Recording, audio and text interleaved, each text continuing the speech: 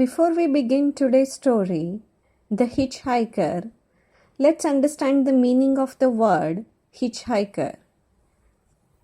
Hitchhiker means a person traveling to get free rides in other people's cars by standing at the side of the road and signaling to drivers. I had a new car. It was an exciting toy, a big BMW 3.3 Li, which means 3.3 liter. Long wheelbase, fuel injection. It had a top speed of 129 miles per hour and terrific acceleration. The body was pale blue. The seats inside were darker blue and they were made of leather. Genuine soft leather of the finest quality. The windows were electrically operated and so was the sunroof. The radio aerial popped up when I switched on the radio and disappeared when I switched it off. The powerful engine growled and grunted impatiently at slow speeds, but at 60 miles an hour, the growling stopped and the motor began to purr with pleasure. I was driving up to London by myself. It was a lovely June day. There were haymaking in the fields and there were buttercups along both sides of the road. I was whispering along at 70 miles per hour, leaning back comfortably in my seat, with no more than a couple of fingers resting lightly on the wheel to keep her steady. Ahead of me, I saw a man thumbing a lift. I touched the brake and brought the car to a stop beside him. I always stop for hitchhikers. I knew just how it used to feel to be standing on the side of a country road watching the cars go by. I hated the drivers for pretending they didn't see me, especially the ones in big cars with 3 empty seats. The large, expensive cars seldom stopped.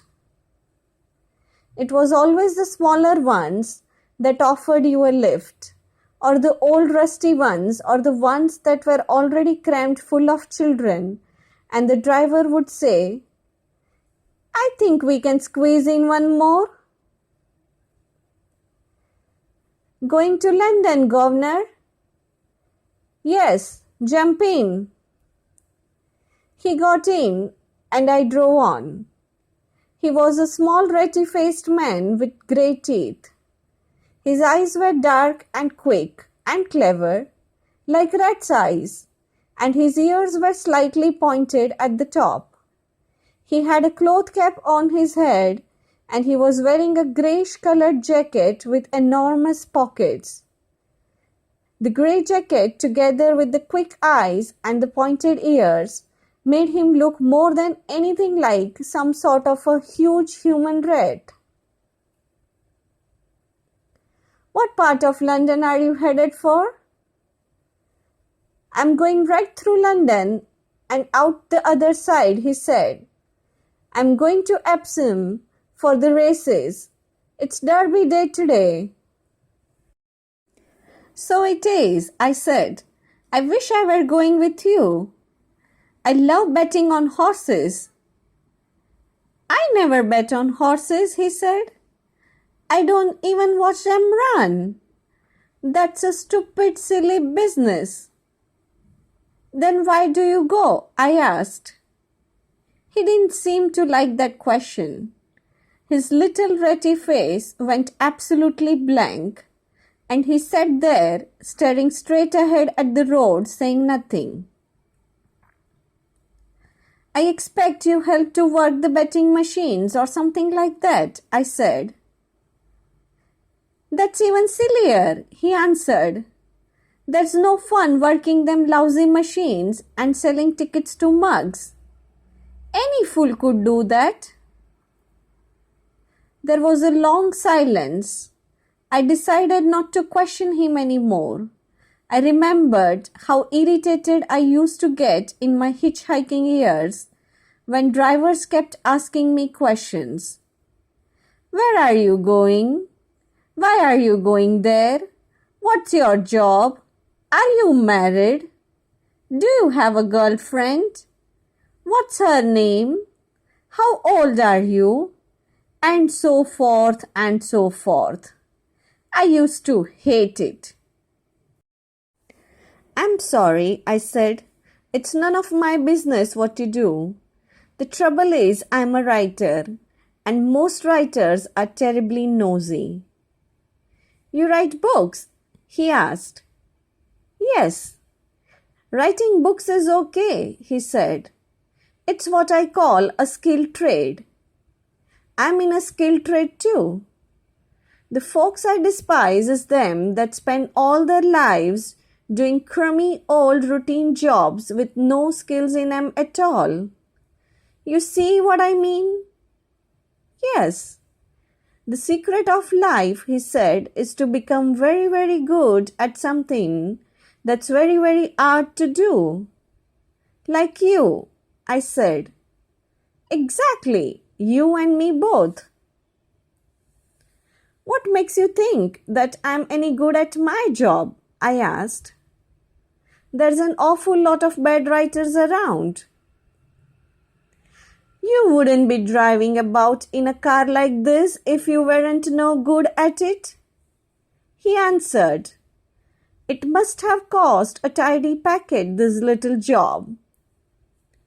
It wasn't cheap. What can she do flat out? He asked. 129 miles an hour, I told him. I'll bet she won't do it. I'll bet she will. All car makers is liars, he said. You can buy any car you like and it will never do what the makers say it will in the ads. This one will. Open her up then and prove it, he said. Go on, Governor, open her right up and let's see what she'll do. There is a traffic circle at Sheffleton St. Peter, and immediately beyond it there's a long straight section of divided highway. We came out of the circle onto the highway and I pressed my foot hard down on the accelerator. The big car leaped forward as though she'd been stung. In 10 seconds or so we were doing 90. Lovely, he cried. Beautiful, keep going. I had the accelerator jammed right down against the floor and I held it there. 100, he shouted. 105, 110, 115, go on. Don't slack off. I was in the outside lane and we flashed past several cars as though they were standing still. A green Mini, a big cream-colored Citroen, a white Land Rover, a huge truck with a container on the back, an orange-colored Volkswagen minibus. 120, my passenger shouted, jumping up and down. Go on, get her up to 129. At that moment, I heard the scream of a police siren. It was so loud, it seemed to be right inside the car. And then a cop on a motorcycle loomed up alongside us on the inside lane and went past us and raised a hand for us to stop. Oh, my sainted aunt, I said. That's tonic. The cop must have been doing about 130 when he passed us. And he took plenty of time slowing down. Finally, he pulled to the side of the road and I pulled in behind him. I didn't know police motorcycles could go as fast as that, I said rather lamely. That one can, my passenger said. It's the same make as yours. It's a BMW R90S, fastest bike on the road. That's what they are using nowadays. The cop got off his motorcycle and leaned the machine sideways onto its prop stand. Then he took off his gloves and placed them carefully on the seat. He was in no hurry now. He had us where he wanted us, and he knew it. "This is real trouble," I said. "I don't like it one little bit." "Don't talk to him more than is necessary, you understand?" my companion said. "Just sit tight and keep mum." Like an executioner approaching his victim, the cop came strolling slowly toward us. He was a big, meaty man with a belly, and his blue breeches were skin tight around his enormous thighs. His goggles were pulled up onto the helmet, showing a smoldering red face with white cheeks. We sat there like guilty schoolboys waiting for him to arrive. "Watch out for this man," my passenger whispered. "He looks mean as the devil." The cop came around to my open window and placed one meaty hand on the sill. "What's the hurry?" he said. "No hurry, officer," I answered. "Perhaps there's a woman in the back having a baby and you are rushing her to hospital. Is that it?" "No, officer." "Or perhaps your house is on fire and you are dashing home to rescue the family from upstairs." His voice was dangerously soft and mocking. "My house isn't on fire, officer." "In that case," he said, "you have got yourself into a nasty mess, haven't you? Do you know what the speed limit is in this country?" 70, I said. "And do you mind telling me exactly what speed you were doing just now?" I shrugged and didn't say anything. When he spoke next, he raised his voice so loud that I jumped. 120 miles per hour, he barked. "That's 50 miles an hour over the limit." He turned his head and spat out a big gob of spit. It landed on the wing of my car and started sliding down over my beautiful blue paint. Then he turned back again and stared hard at my passenger. "And who are you?" he asked sharply. "He is a hitchhiker," I said. "I'm giving him a lift." "I didn't ask you," he said. "I asked him." "Have I done something wrong?" my passenger asked.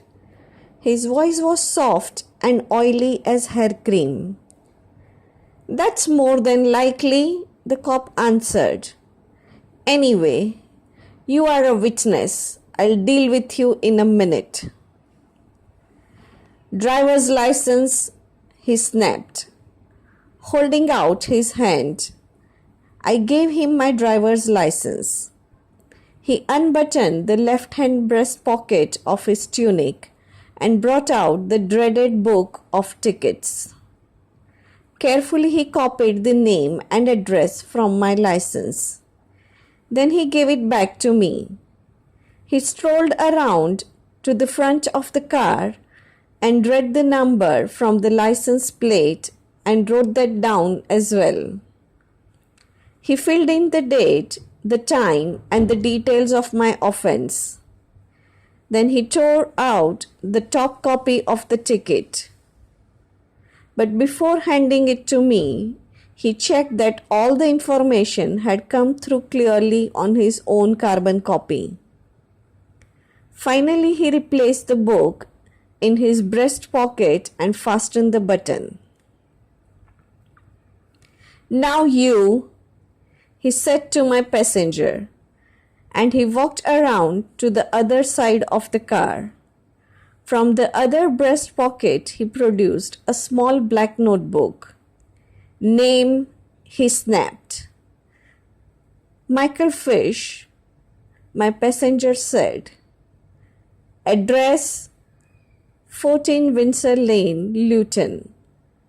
Show me something to prove this is your real name and address, the policeman said.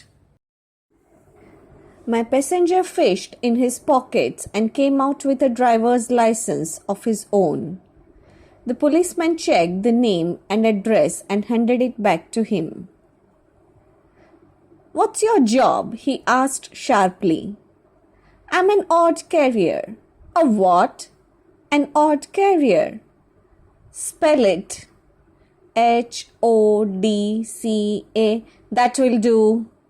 And what's a hod carrier, may I ask? An odd carrier officer is a person who carries the cement up the ladder to the bricklayer. And the odd is what he carries it in.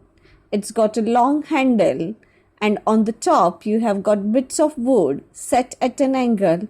All right. Who's your employer? Don't have one. I'm unemployed. The cop wrote all this down in the black notebook. Then he returned the book to its pocket and did up the button. When I get back to the station, I am going to do a little checking up on you, he said to my passenger. Me? What have I done wrong? The red-faced man asked. I don't like your face, that's all, the cop said. And we just might have a picture of it somewhere in our files. He strolled round the car and returned to my window. I suppose you know you are in serious trouble, he said to me. Yes, officer. You won't be driving this fancy car of yours again for a very long time. Not after we have finished with you. You won't be driving any car again, come to that, for several years. And a good thing too. I hope they lock you up for a spell into the bargain. You mean prison? I asked, alarmed. Absolutely, he said, smacking his lips in the clink behind the bars along with all the other criminals who break the law, and a hefty fine into the bargain. Nobody will be more pleased than me. I'll see you in court, both of you. You will be getting a summons to appear. He turned away and walked over to his motorcycle. He flipped the prop stand back into position with his boot and swung his leg over the saddle. Then he kicked the starter and rode off up the road out of sight. Phew, I gasped. That's done it. We was caught, my passenger said. We was caught good and proper. I was caught, you mean? That's right, he said. What you going to do now, Governor? I'm going straight up to London to talk to my solicitor, I said. I started the car and drove on. You must not believe what he said to you about going to prison, my passenger said. They don't put nobody in the clink just for speeding. Are you sure of that? I asked. I'm positive, he answered. They can take your license away and they can give you a whooping big fine, but that will be the end of it. I felt tremendously relieved. By the way, I said, why did you lie to him? Who, me? He said. What makes you think I lied? You told him you were an unemployed hood carrier, but you told me you were in a highly skilled trade. So I am, he said. But it don't pay to tell everything to a copper. So what do you do? I asked him. Ah, he said slyly. That will be telling, wouldn't it? Is it something you are ashamed of? Ashamed, he cried. Me ashamed of my job? I'm about as proud of it as anybody could be in the entire world. Then why won't you tell me? You writers really is nosy Parkers, aren't you? He said. And you ain't going to be happy, I don't think, until you have found out exactly what the answer is. I don't really care one way or the other, I told him, lying. He gave me a crafty little ratty look out of the sides of his eyes. I think you do care, he said. I can see it on your face that you think I'm in some kind of a very peculiar trade and you are just aching to know what it is. I didn't like the way he read my thoughts. I kept quiet and stared at the road ahead. You would be right too, he went on. I'm in a very peculiar trade. I'm in the queerest peculiar trade of 'em all. I waited for him to go on. That's why I has to be extra careful who I am talking to, you see.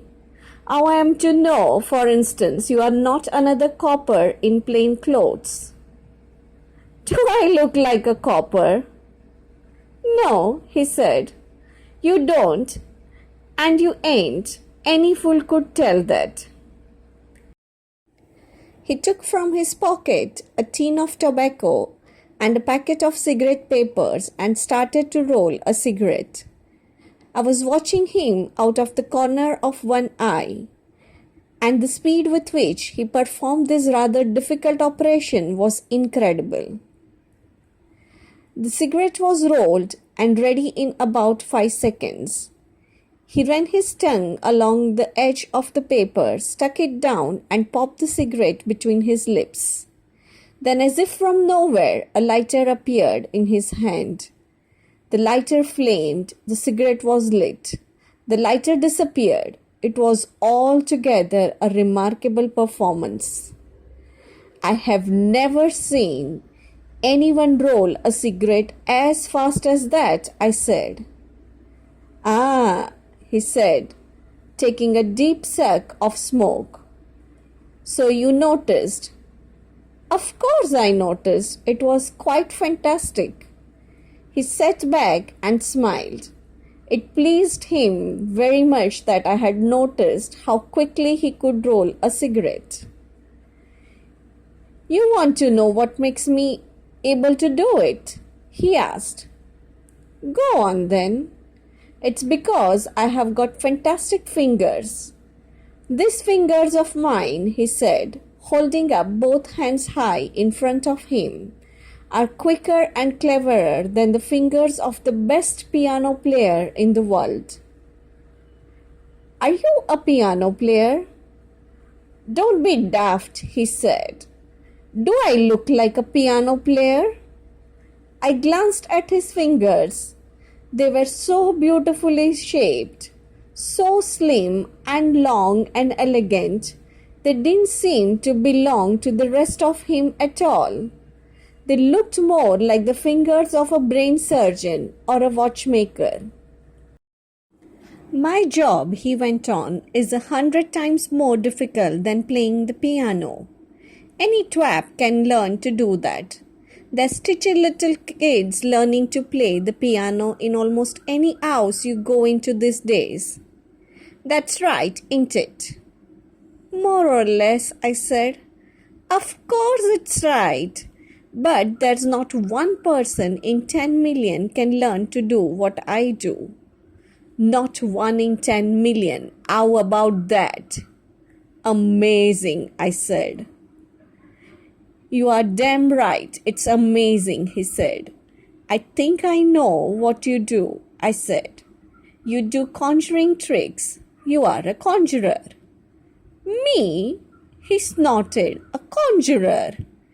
Can you picture me going round crummy kids, parties making rabbits come out of top ads. Then you are a card player. You get people into card games and you deal yourself marvelous hands. Me, a rotten card sharper, he cried. That's a miserable racket if ever there was one. All right, I give up. I was taking the car along slowly now at no more than 40 miles an hour to make quite sure I wasn't stopped again. We had come onto the main London-Oxford road and were running down the hill toward Denham. Suddenly, my passenger was holding up a black leather belt in his hand. Ever seen this before? He asked. The belt had a brass buckle of unusual design. Hey, I said, that's mine. Isn't it? It is mine. Where did you get it? He grinned and waved the belt gently from side to side. Where do you think I got it? He said. Off the top of your trousers, of course. I reached down and felt for my belt. It was gone. You mean you took it off me while we have been driving along? I asked, flabbergasted. He nodded, watching me all the time with those little black ratty eyes. That's impossible, I said. You would have had to undo the buckle and slide the whole thing out through the loops all the way round. I would have seen you doing it, and even if I hadn't seen you, I would have felt it. Ah, but you didn't, did you? He said, triumph. He dropped the belt on his lap, and now all at once there was a brown shoelace dangling from his fingers. And what about this then? He exclaimed, waving the shoelace. What about it? I said.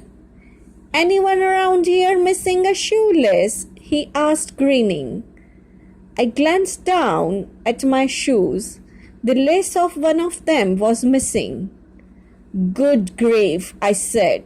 How did you do that? I never saw you bending down. You never saw nothing, he said proudly. You never even saw me move an inch. And you know why? Yes, I said. Because you have got fantastic fingers. Exactly right, he cried. You catch on pretty quick, don't you? He sat back and sucked away at his homemade cigarette, blowing the smoke out in a thin stream against the windshield. He knew he had impressed me greatly with those two tricks, and this made him very happy. What time is it? There's a clock in front of you, I told him. I don't trust car clocks, he said. What does your watch say? I hitched up my sleeve to look at the watch on my wrist. It wasn't there. I looked at the man. He looked back at me, grinning. You have taken that too, I said. He held out his hand and there was my watch lying in his palm. Nice bit of stuff, this, he said. Superior quality, 18-karat gold, easy to sell too. It's never any trouble getting rid of quality goods. I would like it back, if you don't mind, I said rather huffily. He placed the watch carefully on the leather tray in front of him. I wouldn't nick anything from you, Governor, he said. You are my pal. You are giving me lift. I'm glad to hear it, I said. All I'm doing is answering your question, he went on. You asked me what I did for a living, and I'm showing you. What else have you got of mine? He smiled again, and now he started to take from the pocket of his jacket one thing after another that belonged to me. My driver's license, a key ring with 4 keys on it, some pound notes, a few coins, a letter from my publishers, my diary, A stubby old pencil, a cigarette lighter, and last of all, a beautiful old sapphire ring with pearls around it belonging to my wife. I was taking the ring up to a jeweler in London because one of the pearls was missing. Now there's another lovely piece of goods, he said, turning the ring over in his fingers. That's 18th century, if I'm not mistaken, from the reign of King George III. You are right, I said, impressed. You are absolutely right. He put the ring on the leather tray with the other items. So, you are a pickpocket, I said. I don't like the word, he answered. It's a coarse and vulgar word. Pickpockets is coarse and vulgar people who only do easy little amateur jobs. They lift money from blind old ladies. What do you call yourself then? Me, I'm a fingersmith. I'm a professional fingersmith. He spoke the words solemnly and proudly as though he were telling me he was the president of the Royal College of Surgeons or the Archbishop of Canterbury. I've never heard that word before, I said. Did you invent it? Of course I didn't invent it, he replied. It's the name given to them who's risen to the very top of the profession. You have heard of a goldsmith and a silversmith, for instance. They are experts with gold and silver. I'm an expert with my fingers, so I'm a fingersmith. It must be an interesting job. It's a marvelous job, he answered. It's lovely. And that's why you go to the races. Race meetings is easy meat, he said. You just stand around after the race, watching for the lucky ones to queue up and draw their money. And when you see someone collecting a big bundle of notes, you simply follows after them and helps yourself. But don't get me wrong, Governor. I never takes nothing from a loser, nor from poor people neither. I only go after them as can afford it, the winners and the rich. That's very thoughtful of you, I said. How often do you get caught? Caught? He cried, disgusted. Me get caught? It's only pickpockets get caught. Fingersmiths? Never. Listen, I could take the false teeth out of your mouth if I wanted to, and you wouldn't even catch me. I don't have false teeth, I said. I know you don't, he answered. Otherwise, I would have had him out long ago. I believed him. Those long, slim fingers of his seemed able to do anything. We drove on for a while without talking. That policeman's going to check up on you pretty thoroughly, I said. Doesn't that worry you a bit? Nobody's checking up on me, he said. Of course they are. He's got your name and address written down most carefully in his black book. The man gave me another of his sly, ratty little smiles. Ah, he said, so he has. But I'll bet he ain't got it all written down in his memory as well. I have never known a copper yet with a decent memory. Some of them can't even remember their own names. What's memory got to do with it? I asked. It's written down in his book, isn't it? Yes, Governor, it is. But the trouble is, he's lost the book. He's lost both books, the one with my name in it and the one with yours. In the long, delicate fingers of his right hand, the man was holding up in triumph the two books he had taken from the policeman's pockets. Easiest job I ever done, he announced proudly. I nearly swerved the car into a milk truck. I was so excited. The copper's got nothing on either of us now, he said. You are a genius, I cried. He's got no names, no addresses, no car number, no nothing, he said. You are brilliant. I think you would better pull off this main road as soon as possible, he said.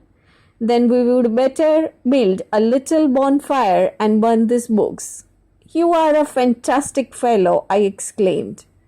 Thank you, Governor, he said. It's always nice to be appreciated.